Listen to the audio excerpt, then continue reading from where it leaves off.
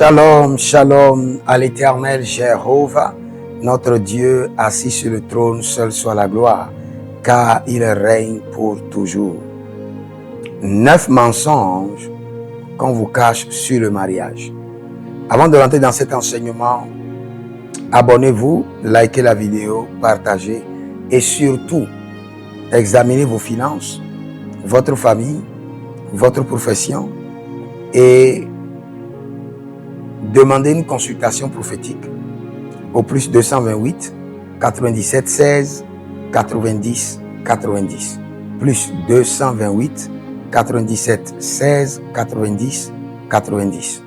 Écoutez-moi très bien.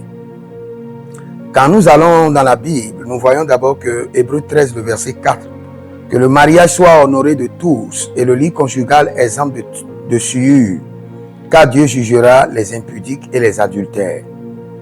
Maintenant, je vais commencer par vous dire des choses que vous n'avez pas l'habitude d'entendre.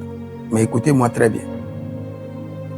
D'abord, je vais vous dire les réalités du mariage. Le mariage pour Dieu est clair et nous l'avons vu dans le jardin d'Éden. Et dans le jardin d'Éden, c'est un homme et une femme, pas une femme et une autre femme, pas un homme et un autre homme, non. Mais la première question que vous devez vous poser, comment la polygamie est-il arrivée? C'est dans la même Bible. La polygamie est arrivée. Dieu a-t-il condamné ouvertement la polygamie? Non. Mais je vous poserai une question. Est-ce que Dieu a-t-il condamné ouvertement que vous ne devez pas aller vous coucher au milieu de la route, que les camions vont vous écraser? Non. Mais le bon sens vous le dit. Nous voulons que les gens comprennent.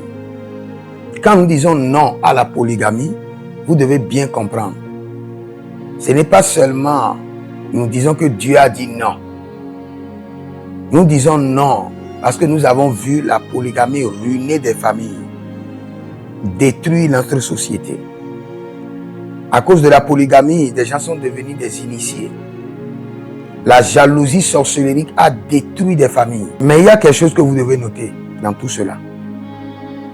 Qu'est-ce que vous devez noter? La première des choses, quand nous parlons du lit conjugal, toute personne qui est dans une relation, il y a déjà un consentement, une parole donnée pour le mariage. Même sans le mariage, le lit conjugal est constitué. Le lit conjugal n'est pas seulement là où vous couchez. Quand par exemple vous sortez, vous allez dans un hôtel et vous vous couchez à l'hôtel sur le lit, ce lit-là, quand vous êtes sur le lit, devient le lit conjugal. Quand vous recevez une autre personne là, vous avez déjà souillé le lit conjugal. Ce n'est pas le lit qui est chez vous à la maison qui est le lit conjugal. Il en fait partie.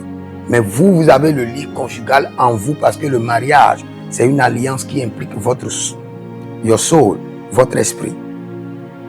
Maintenant, écoutez bien ceci. De la même manière que nous parlons du mariage, nous devons aussi clarifier tout ce qui concerne la dot. La dot. Est-ce que la dot est obligatoire?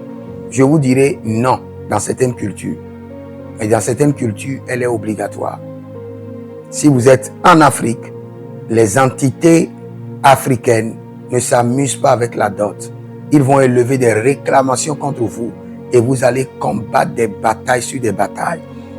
Au cours d'une section prophétique, j'avais déjà relocalisé quelqu'un par l'Esprit de Dieu et Dieu m'a dit avant que je ne change sa vie, il doit aller payer la dot de sa mère, la dot que son père n'a pas payée. Donc c'est une réalité. Les réalités d'Afrique diffèrent des réalités de la France, des réalités de l'Europe. Donc, ne mélangez pas les choses. Maintenant, j'aimerais dire quelque chose aux jeunes filles. Quand nous parlons du mariage, si vous êtes déjà dans un couple, et vous êtes déjà dans un couple, vous êtes à deux, et vous venez à l'église, vous pouvez venir à l'église. Dieu ne vous condamne pas. Vous êtes dans une famille polygame. Vous êtes femme d'un monsieur qui a 3 ou 4 femmes. Dieu ne vous accuse pas, Dieu ne vous condamne pas. cela ne vous disqualifie pas pour le ciel. Venez à l'église, servez le Seigneur de tout votre cœur, le ciel est garanti. Mais, écoutez très bien, le jour où vous décidez de servir Dieu, d'être ouvrier à l'église, d'être pasteur, d'être évêque, le jour-là, vous devez corriger l'erreur. C'est les mœurs de l'église. Il y a certaines mœurs de l'église qui ne sont pas dans la Bible, mais conçues par l'église. Est-ce que les panneaux de signalisation que tu rencontres sur les carrefours, c'est dans la Bible, mais tu les respectes? Pourquoi tu ne dis pas non? Les panneaux de signalisation, le train est en train de venir, tu dis non. Dans la Bible, on n'a pas dit que quand le train vient de s'arrêter, je passe. Le train va t'écraser. Dieu a dit toute autorité est établie et doit être respectée. L'autorité de l'église doit être respectée. Les mœurs de l'église doivent être respectées. Donc, la réalité de la dot existe et vous devez payer la dot. La polygamie est condamnée et ne répond pas aux mœurs de l'église. Mais s'il y a des gens polygames dans l'église, nous ne les chassons pas, nous ne les condamnons pas. Parce que le même apôtre Paul nous dit que l'homme peut être sauvé par sa femme. Le non-croyant qui est le mari peut être sauvé par sa femme. S'il arrivait qu'une femme n'arrive pas à trouver de mari à l'église, comme le conseille le Seigneur, et il se fait que le Seigneur lui donne un homme au dehors, vous devez comprendre que le Seigneur est capable de sauver cet homme. Et la responsabilité revient à la femme.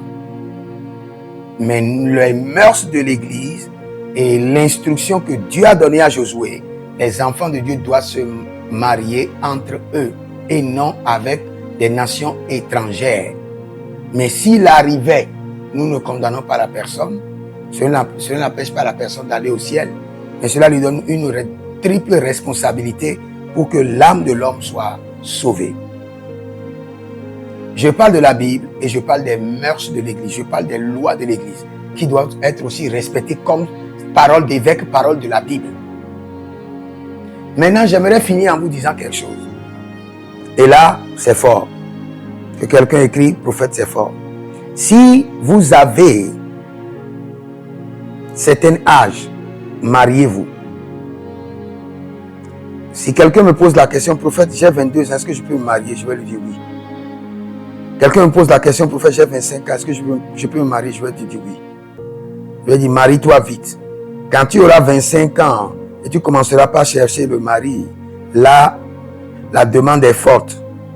Beaucoup de filles ont 25 ans, 28 ans, et c'est là où ils ne commencent pas à chercher le mari. La demande est forte. Tu risques de manquer. Parce que la Bible nous dit que le temps va venir où il n'y aura pas de mari.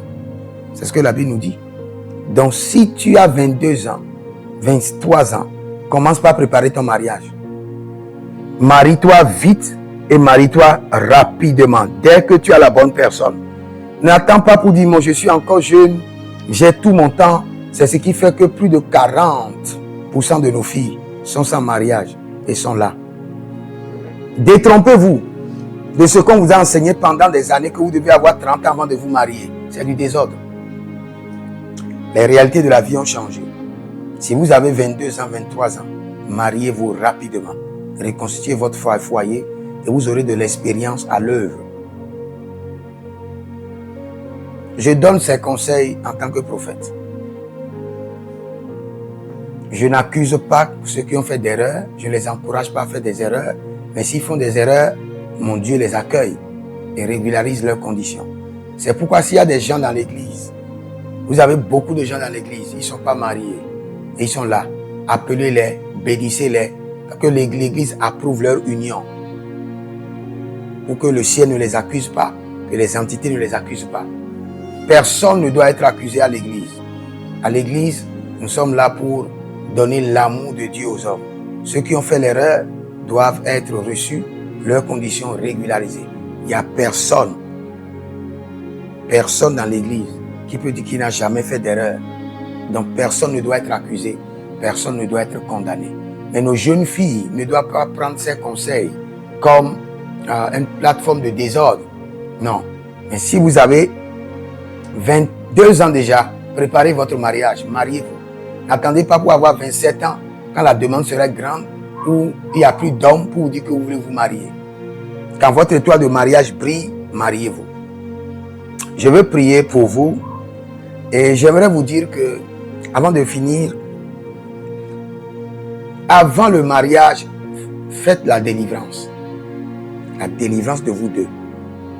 Des entités de la polygamie, des hôtels qui ont frustré le mariage et le bonheur familial de vos parents, les relations antérieures dans lesquelles vous êtes rentrés avec des sorciers, des agents mystiques.